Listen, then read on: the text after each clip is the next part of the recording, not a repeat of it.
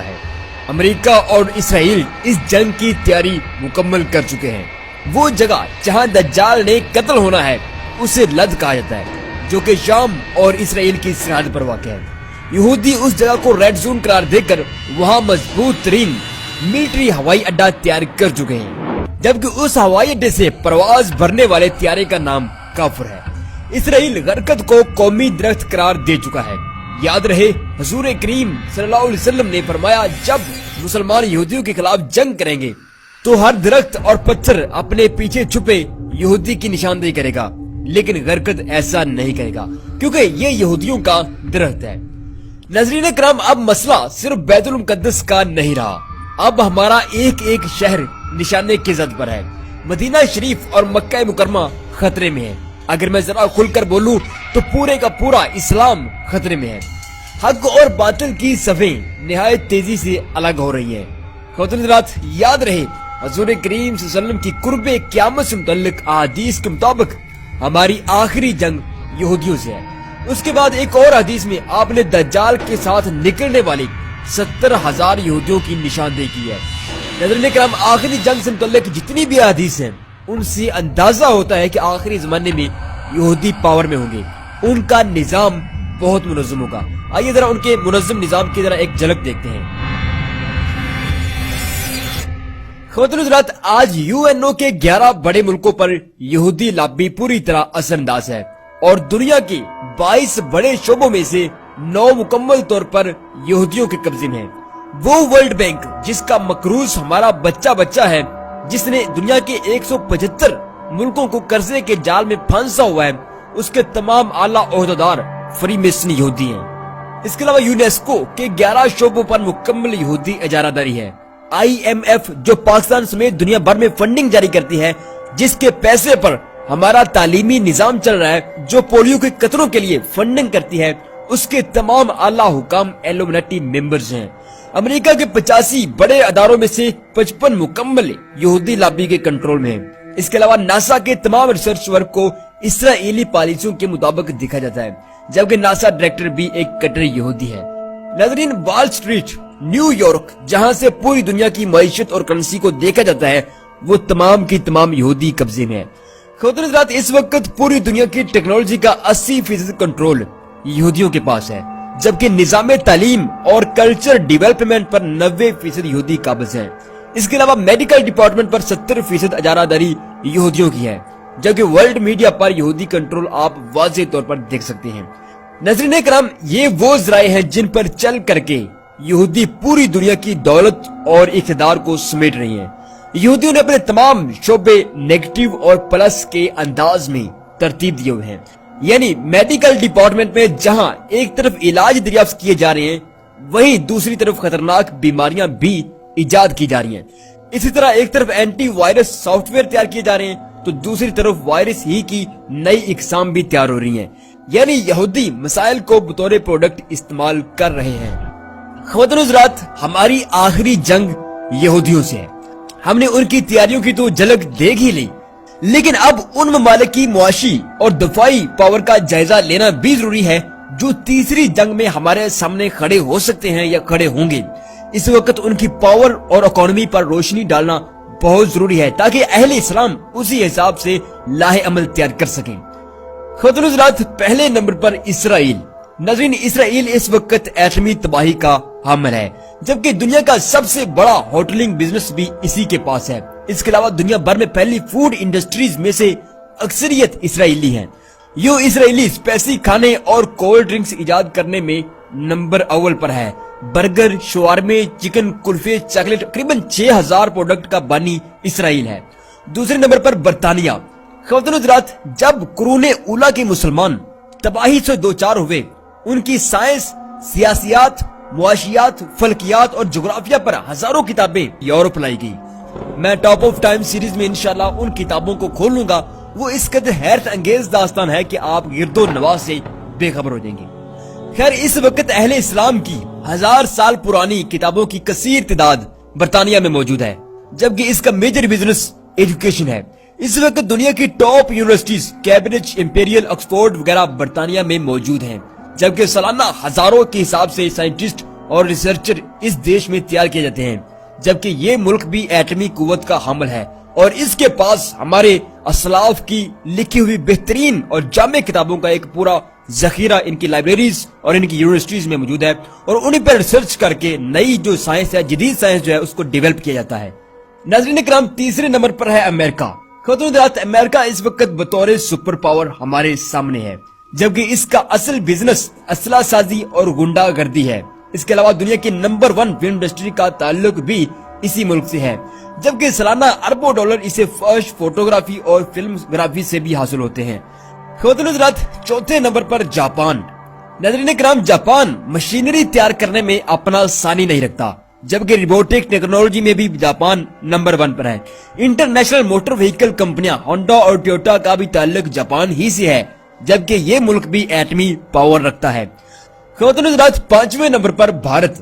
ناظرین کرام، بھارت دنیا کا وہ واحد ملک ہے جس سے پاکستانی بہت زیادہ محبت بھی کرتے ہیں اور نفرت بھی کرتے ہیں۔ محبت اس لیے کہ وہاں بھی ہمارے جیسے مزدور بستے ہیں، ہمارے جیسے مجبور بستے ہیں۔ یہ وہی ہیں جن کے ساتھ ہمارے بڑوں نے ہر موسم بتایا۔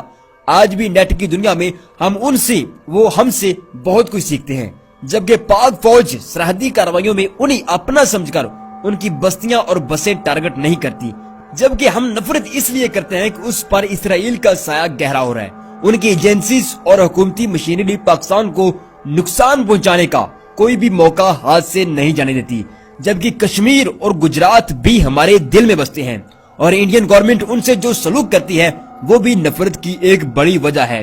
لہٰذا ہماری نفرت صرف حکومتی حد تک ہے، یا ہم شر پسند ہندوؤں کو دیکھنا نہیں چاہتے۔ اس کے علاوہ ہر بھارتی ہمارا اپنا ہے۔ ناظرین، تیسری جنگ میں دجالی قوتوں کے لیے بھارت ایک اہم کندھا ثابت ہوگا، اور اس وقت یہ دنیا کی دوسری بڑی فلم ساز کمپنی کا مالک ہے، جبکہ گوگل سمیت دنیا کی 50 بڑی کمپنیوں کے سی اوز انڈین ہیں۔ اس کے علاوہ انڈیا میڈیسن فیلڈ میں بھی بڑی تیزی سے آگے نکل رہا ہے۔ ناظرین، 6 نمبر پر فرانس۔ خاتون حضرات، فرانس بھی ایٹمی طاقت ہے۔ یہ دنیا کی سب سے بڑی فیشن انڈسٹری اور پرفیوم انڈسٹری کا مالک ہے، اور آج فیشن ٹرینڈ ہونے کی وجہ سے اس کی خوب چاندی ہے۔ خاتون حضرات، 7ویں نمبر پر ہے جرمنی۔ ناظرین کرام، جرمنی بھی ایٹمی قیامت کا حامل ہے، جبکہ اس وقت دنیا بھر کی لگژری اور مہنگی گاڑیاں بنانے کی صنعت جرمنی میں ہے۔ BMW، مرسیڈیز، واکسگن، یہ سب جرمن کمپنیاں ہیں، جبکہ یہ بھی دنیا کی امیر ترین ممالک میں شامل ہوتا ہے۔ خاتون حضرات، ایک طرف غیر مسلم کمیونٹی کے ان ممالک کی لسٹ ہے جو اقتدار اعلیٰ حاصل کرنے کے لیے دنیا کا کنٹرول چاہتے ہیں، تو دوسری طرف وہ اسلامی ممالک ہیں جنہیں رسول کریم صلی اللہ علیہ وسلم کا پرچم اٹھا کر امن اور انسانی آزادی کو برقرار رکھنے کے لیے میدان کارزار میں اترنا ہے، جن کے مقدس مقامات خطرے میں ہیں۔ ان کی صورتحال یہ ہے کہ اسرائیل کے خلاف اب تک 500 سے زائد قراردادیں منظور کر چکے ہیں، لیکن کسی میں اتنی ہمت نہیں ہے کہ وہ ایک بھی قرارداد پر عمل کر گزرے۔ ناظرین کرام، ہمت کیوں نہیں ہے؟ اس کی بھی کئی وجوہات ہیں۔ جذبہ اپنی جگہ ٹھیک ہے، لیکن آج کی جنگ جیتنے کے لیے ضروری ہے کہ ملک معاشی اور سیاسی طور پر مستحکم ہو، جبکہ ہمارے ہر تیسرے مسلم ملک نے یہودیوں کا قرضہ دینا ہے۔ ناظرین، مقروض ہونے کی ایک بڑی وجہ مسلم ممالک کی عیاشی اور بے ایمانی ہے۔ عرب شہزادے ایک رات کے رقص پر کروڑوں دینار اور درہم لٹا رہے ہیں، جبکہ پاکستان کی بڑی برآمدات میں سے چاول اور آم کوئی خریدنے کو تیار نہیں ہے، کیونکہ پاکستانی چاولوں میں تکیے ڈال کر دھوکے باز ہونے کی سند لے چکے ہیں، جبکہ بیرون دنیا کو چونسا آم دکھا کر لنگڑا دینے کی وجہ سے اب کوئی ہماری مارکیٹ کا رخ نہیں کرتا۔ ناظرین، آن لائن مارکیٹ میں بھی ہمارا بہت برا حال ہے۔ کل ہی ایک دوست بتا رہا تھا کہ اس نے آن لائن ایک سویٹر آرڈر کیا تو ہفتے بعد اسے لنڈے کا کوٹ ملا۔ خود حضرات، یہ ہے ہماری مجموعی صورتحال۔ مجموعی طور پر ترکی اور ایران کے علاوہ پوری مسلم دنیا اس قابل نہیں ہے کہ وہ کسی سے ٹکر لے سکے۔ رات کو رقص کے عادی شہزادے ایوبی کی طرح میدانوں کی سختی برداشت نہیں کر سکتے، جبکہ جھوٹ اور فریب کی جنت بیچ کر پیٹ بھرنے والے میدانوں کی بھوک کے متحمل نہیں ہو سکتے۔ خود حضرات، اسرائیل اور موجودہ امریکی پالیسیوں میں ٹائم سیٹ اپ وار کی اہمیت بہت زور پکڑ چکی ہے۔ اس کی وجہ ماضی میں لڑی جانے والی تمام جنگیں ہیں، جس میں صلیبی جنگوں سے لے کر افغان جنگ تک سب شامل ہیں، جس نے کفر کو ایسی ذلت سے دوچار کیا کہ کہ آج یورپی کھل کر اپنے نصاب میں کسی جرنیل کی شان بیان نہیں کر سکتے، اور یہ میرے رب کا اہل ایمان سے وہ وعدہ تھا جو ہر دور میں پورا ہوا۔ اور قرآن مقدس میں اس وعدے کو کچھ یوں بیان کیا گیا ہے کہ تم ہمت مت ہارو اور پریشان مت ہو، تم ہی غالب رہو گے اگر تم پورے مومن رہے۔ دوبارہ پھر سن لیں، اگر تم پورے مومن رہے۔ ناظرین کرام، یہ وعدہ ہر دور میں سچ ثابت ہوتا رہا، لیکن شرط یہ ہے کہ تمہارا ایمان بدر کے مجاہدوں جیسا ہو۔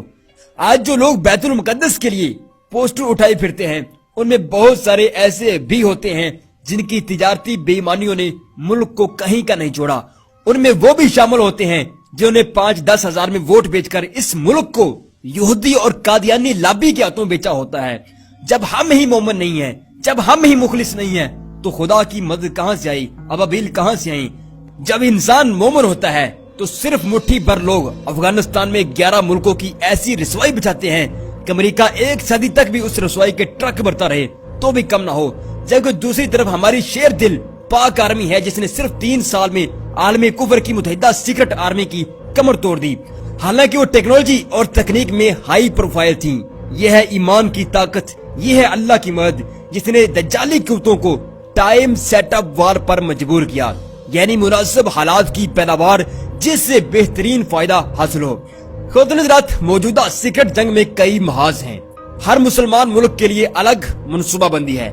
آپ کو حیرت ہوگی کہ دیگر تمام اسلامی ممالک کے لیے صرف ایک منصوبہ بندی ہے، جبکہ پاکستان صرف پاکستان کے لیے ایک ہی وقت میں کئی منصوبہ بندیاں ہیں۔ آئیے ان کا مختصر جائزہ لیتے ہیں کہ کس طرح پاکستان کے نوجوان کو، پاکستان کی آئیڈیالوجی کو اور پاکستانی کی جغرافیائی سرحدوں کو ختم کرنے کے لیے کوششیں کی جا رہی ہیں۔ ناظرین کرام، کسی بھی قوم میں جنگ جیتنے کا حوصلہ 3 چیزوں سے آتا ہے۔ پہلا، وہ مذہبی آئیڈیالوجی میں مضبوط ہو۔ دوسرا، ان کے پاس ہسٹری کی مکمل انفارمیشن ہو، وہ اپنا بیک گراؤنڈ جانتے ہوں تاکہ جنگ میں اعتماد اور جگری کی فضا قائم رہے۔ تیسرا، ان میں سیاسی اتحاد ہو۔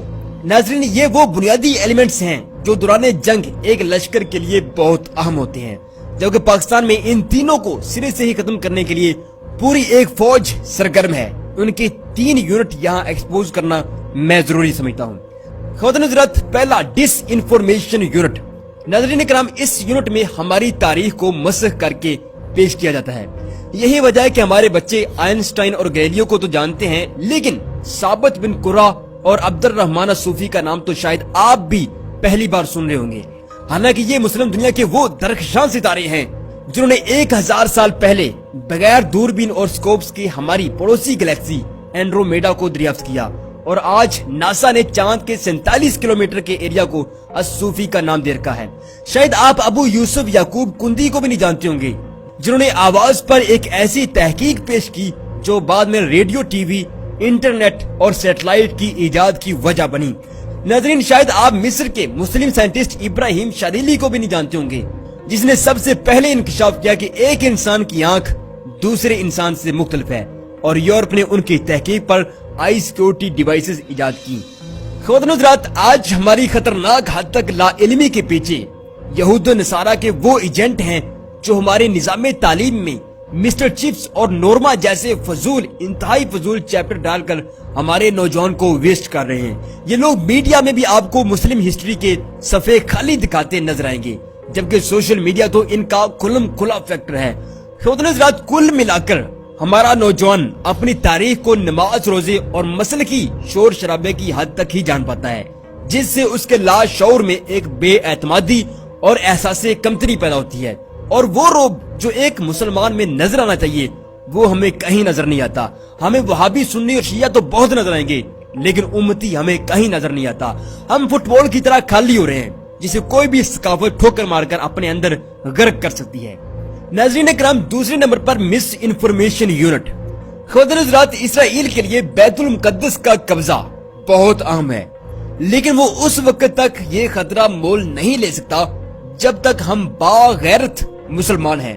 لہذا ٹائم سیٹ اپ وار کے ذریعے ہماری غیرت، جرت اور جنگی اعتماد کو ویسٹ کرنے کے لیے اس نے کئی منصوبے اور ان کے اندر مزید کئی یونٹ بنائے ہوئے ہیں۔ خواتین حضرات، دوسرے نمبر پر مس انفارمیشن یونٹ۔ اس یونٹ میں ہماری ان تعلیمات کو رد کیا جاتا ہے جو ابھی تک ہمارے اندر ایمان اور اتحاد کی علامت برقرار رکھے ہوئے ہیں۔ مثلاً ڈاکٹر علامہ محمد اقبال کا کلام جو کہ شاعری کا مجموعہ ہے اور امت کے لیے آب حیات ہے، اب اسے رد کرنے کے لیے قرآن کی سورہ شعراء کی ان آیات کا سہارا لیا جائے گا جس میں شاعروں کو بھٹکے ہوئے لوگ کہا گیا ہے اور ان کی پیروی نہ کرنے کا حکم دیا گیا ہے۔ یہاں اس پر بحث کی جائے گی۔ ناظرین، ان آیات کی تشریح کچھ اس طرح کی جائے گی کہ آپ اقبال کی تعلیمات کو شک کی نگاہ سے دیکھیں گے۔ اس کے علاوہ قائد اعظم کی سیاست ہمارے لیے ایک بہت بڑی موٹیویشنل ہے، لیکن مس انفارمیشن یونٹ میں قائد اعظم کو انگریز اور تارک المذہب بتایا جائے گا، نیز ان کی شخصیت کو مشکوک کر کے پاکستان کو لبرلزم کے حوالے کرنے کی کئی دلیلیں دی جائیں گی۔ خود حضرات، مس انفارمیشن یونٹ میں باقاعدہ یہ چیز بھی شامل ہے کہ یورپ کے نوجوان کو پاکستان کے نوجوان کے ساتھ کمپیئر کیا جائے اور آخر میں اسے کم علم اور اجاڈ قوم ثابت کیا جائے، جس سے ہمارا رہا سہا اعتماد بھی اٹھ جائے گا، جبکہ یورپ سے متعلق کچھ ایسی انفارمیشن بھی دی جائے جن کا حقیقت سے کوئی تعلق نہیں ہوتا۔ ناظرین کرام، تیسرے نمبر پر ہے فنش اسلامک آئیڈیالوجی پروجیکٹ۔ خواتین حضرات، اس یونٹ میں نوجوان کی اس طاقت کو ختم کیا جاتا ہے جسے ایمان کہتے ہیں، جس کے بل بوتے پر خالد کی تلوار چلی، ایوبی کی نیام کھلی۔ ناظرین کرام، اس پروجیکٹ میں مسلمان نوجوان کی مذہبی اور قومی آئیڈیالوجی کا خاتمہ کیا جاتا ہے۔ نوجوان رب کے وجود کا انکار کرتا ہے، یوں اس کی روحانی موت واقع ہوتی ہے، اور یہ موت دینے والے عناصر بذات خود اپنے مذہب میں شدید کٹر ہوتے ہیں۔ ان کا مقصد اسلام کی طاقت ختم کر کے گریٹر اسرائیل کا قیام ہے۔ ہمیں یاد رکھنا چاہیے کہ ہمارے نوجوان کو روحانی طور پر مارنے کے لیے اس کے سامنے فرقہ وارانہ جال بچھایا جاتا ہے۔ پورے ملک میں مذہبی انتہا پسندی کو فروغ دیا جاتا ہے، جس سے نوجوان لاشعوری طور پر مذہب سے بیزار ہو جاتا ہے، اور یوں مس انفارمیشن یونٹ اپنے مشن میں کامیاب رہتا ہے۔ خواتین حضرات، پیچھے بیان کردہ تینوں یونٹ یہودیوں کے ٹائم سیٹ اپ وار کا حصہ ہیں، اور آج یہی وجہ ہے کہ اسرائیل اور امریکہ کھلم کھلا فیصلے کرتے پھرتے ہیں، انہیں کوئی پوچھنے والا نہیں ہے۔ ناظرین کرام، اگر ہم اس کے علاوہ ٹائم سیٹ اپ وار کے اثرات کا انٹرنیشنلی جائزہ لیں تو ہمیں معلوم ہوگا کہ شام اور عراق کا نوجوان خانہ جنگی میں مصروف ہے، جبکہ سعودیہ کے گرد بڑے منظم انداز میں فسادات کی لہر پیدا کر کے اسے سعودیہ میں داخل کرنے کی کوشش کی جا رہی ہے، جبکہ سعودیہ کے اندر ایسے بہت سارے عناصر پہلے سے موجود ہیں جو شہزادوں کی نااہلی کا فائدہ اٹھانا چاہتے ہیں، لیکن پاکستانی آرمی کے حرمین شریفین کی حفاظت سے متعلق سخت بیان کی وجہ سے وہ عناصر ابھی تک رکے ہوئے ہیں۔ اگر پاکستان نہ ہوتا تو یقیناً اب تک یہودی سازشوں کی سونامی حرمین شریفین کا رخ کر چکی ہوتی۔ ناظرین کرام، مصر کی بات کریں تو وہاں یہودی مداخلت کے واضح ثبوت موجود ہیں۔ جو مصر فلسطینیوں کے لیے دعائیاں نہیں بھیج سکتا، انہیں اپنی سرحدوں میں داخل ہونے پر گولیوں سے بھون ڈالتا ہے، ان سے امت کی خیر خواہی کی امید لگانا یقیناً یکسر بے وقوفی ہے۔ خواتین حضرات، اس کے بعد ہم پاکستان کی بات کریں مجموعی طور پر تو پاکستان اس وقت ایک ہی وقت میں بہت ساری جنگوں کا سامنا کر رہا ہے۔ ہماری سیاست پر قادیانی اثرات کا سراغ مل چکا ہے، جبکہ 3 یونٹ میں پیچھے بیان کر چکا ہوں۔ اس کے علاوہ موساد، را اور CIA سے نپٹنے کے لیے پاک آرمی کے جوان دن رات مصروف ہیں، جبکہ بذات خود ہم نے ٹھگیاں مار مار کر اس ملک کا ستیہ ناش کر چکے ہیں۔ کل ملا کر پاکستان اپنے بقا کی حتمی جنگ لڑ رہا ہے، لہٰذا ایسی صورتحال میں بیت المقدس کے لیے نکلنا بہت مشکل ہے۔ خواتین حضرات، اگر ہم افغانستان کی طرف دیکھیں تو وہاں ایسی کوئی پاور نظر نہیں آتی جس سے امت کی امیدیں وابستہ ہوں۔ الٹا امریکہ نے انڈیا کو افغانستان ٹھیکے پر دے رکھا ہے، اور وہاں خارجی گروہ اور را کے ایجنٹ پشاوری قہوہ پیتے اکثر نظر آتے ہیں۔ ناظرین کرام، اسی طرح سوڈان جو پہلے ہی ٹوٹ چکا ہے اب اسے مزید توڑنے کے لیے پر تلے جا رہے ہیں۔ خواتین حضرات، یہ سب کچھ ٹائم سیٹ اپ وار کا نتیجہ ہے جس نے اسرائیل اور امریکہ کو بہترین حالات پیدا کر کے دیے، اور یہی وجہ ہے کہ آج اسرائیل یروشلم کو اپنا دارالحکومت بنا چکا ہے، اور ان کی توقعات کے عین مطابق امت مسلمان صرف پوسٹر چھاپ مظاہروں تک ہی محدود رہی، کیونکہ ہمارے پاس ایمان ہے اور نہ ہی ایوبی جیسا لیڈر، جبکہ ہماری اکانومی بری طرح ڈاؤن جا رہی ہے اور اخلاقی صورتحال خطرناک حد تک تباہ ہو چکی ہے۔ ناظرین کرام، میرے پاس کوئی ایسا لفظ نہیں ہے جس سے آپ کو کچھ تسلی میں دے سکوں، صرف اتنا کہوں گا کہ اب اگر کوئی مسیحا فلک سے نہ اترا یا کسی ماں نے نہ جانا تو امت کے کٹتے گلے اور بچوں کے منہ سے اگلتے خون کے فوارے آہستہ آہستہ ختم ہو جائیں گے۔ پھر میری اور آپ کی باری آئے گی، عالم کفر کے ٹینک روندتے ہوئے ہمیں مقدس شہروں کی طرف بھریں گے۔ دنیا میں ہم ذلیل تو ہو ہی رہے ہیں، لیکن کل قیامت کے دن حضور پاک صلی اللہ علیہ وسلم سے بھی نگاہیں نہیں ملا پائیں گی. ان کے ساتھ وہ ہزاروں شہداء کھڑے ہوں گے جن کی چیخیں آسمان تک تو پہنچی لیکن ہمارے کان انہیں سننے سے قاصر رہے. میں سمجھتا ہوں کہ آج اگر کوئی شخص فرقہ بازی اور دھوکہ بازی کرتا ہے تو یقیناً وہ امت مسلمہ کے مظلوموں کے قتل میں برابر کا شریک ہے. جس نے اس ملک کو کمزور کیا, جس نے ہماری آرمی کو مشکلات سے دوچار کیا. میں سمجھتا ہوں اگر ہم پوری طرح ایمانداری سے اس ملک کے ساتھ, اس دھرتی کے ساتھ, اس کے نیلے پانیوں سے دفاع کریں, چین کے ہر گھر کی طرح ہمارے بھی ہر گھر سے پروڈکٹ انٹرنیشنل مارکیٹ کا حصہ بنے, تو ضرور ایک نہ ایک دن ہم اس قابل ہو جائیں گے کہ ہم پر قرض نہیں ہوگا, ہمارے سجدے صرف اللہ کے لیے ہوں گے. اور آج ہم ہر اس کے سامنے جھک رہے ہیں جس کے ہم نے پیسے دینے ہیں. جب اس جنجل سے آزاد ہوں گے تو یقیناً ترکی کی طرح ہم بھی برما کے مسلمانوں کے لیے پہنچیں گے, امریکہ سے خم ٹھوک کر بات کریں گے, اسرائیل کو آنکھیں دکھائیں گے, فلسطین کی امیدیں ہم سے اور بھی مضبوط ہو جائیں گی. لیکن شرط یہ ہے کہ ہم ایماندار ہوں, کیونکہ ایک مسلمان کی سب سے بڑی طاقت اس کا ایمان ہے اور اس کی ایمانداری ہے. حضرات, یہ تھی ہماری آج کی گفتگو اور آج کی بات چیت. امید ہے آپ کو پسند آئی ہوگی. ابھی مجھے بہت سارے لوگوں نے کہا کہ بیت المقدس پر آپ نہیں بولے, آپ نے یروشلم پر بات نہیں کی, آپ کا حق بنتا تھا. حقیقت ہے کہ حق بنتا تھا اور بنتا ہے اور بنتا رہے گا انشاءاللہ. لیکن میں سمجھتا ہوں کہ ہمارے اتنے چیخنے چلانے سے اور پوسٹر چھاپنے سے کچھ نہیں ہونے والا. ہمیں اپنے نوجوان کو بیدار کرنا ہے, اس کے اندر بیداری کی لہر پیدا کرنی ہے. اس کے لیے اسے پہچان دینا پڑے گی, اس کے ساتھ ایک بڑے طریقے کے ساتھ جو ہے اس کی نفسیات کو اجاگر کرنا پڑے گا. اور میں اس کام کے لیے ٹاپ آف ٹائم سیریز جو ہے بڑی محنت سے تیار کر رہا ہوں. ابھی تو خیر بک کی لکھی جا رہا ہوں میں, کیونکہ ریسرچ کا کام بہت مشکل ہوتا ہے اور یعنی کہ ایک ایک پیج لکھنے کے لیے مجھے 5 گھنٹے جو ہے وہ محنت کرنا پڑتی ہے. لیکن میں سمجھتا ہوں کہ ہمیں سب سے پہلے اس ملک کے نوجوان کو اجاگر کرنا ہے, اسے وہ حقیقتیں بتانی ہیں جسے بالکل نہیں معلوم. اس کو صرف فرقہ نظر آ, اس کاوش میں مصروف ہوں. اگر میں ویڈیو تھوڑی لیٹ ہو جائے یا جلدی نہ آ سکے پلیز حوصلہ رکھا کرے. اور امید ہے ہماری آج کی گفتگو اچھی رہی ہوگی. اگر آپ کو ویڈیو پسند آئی ہے تو لائک کریں, سبسکرائب کریں اور شیئر کریں, جبکہ کمنٹ کرنا تو آپ کا حق ہے, ضرور ادا کیجیے. اپنا ڈھیر سارا خیال رکھیے گا, میرے بارے میں دعا کرتے رہیے گا. اللہ پاک مجھے صحت دے, تندرستی دے اور اللہ پاک میرے علم میں اضافہ فرمائے اور میں جو اقبال کا مشن ہے وہ پوری ایمانداری کے ساتھ آپ تک پہنچاؤں. بس میرے لیے دعا کرتے رہا کریں اور اپنا ڈھیر سارا خیال رکھیے گا. اللہ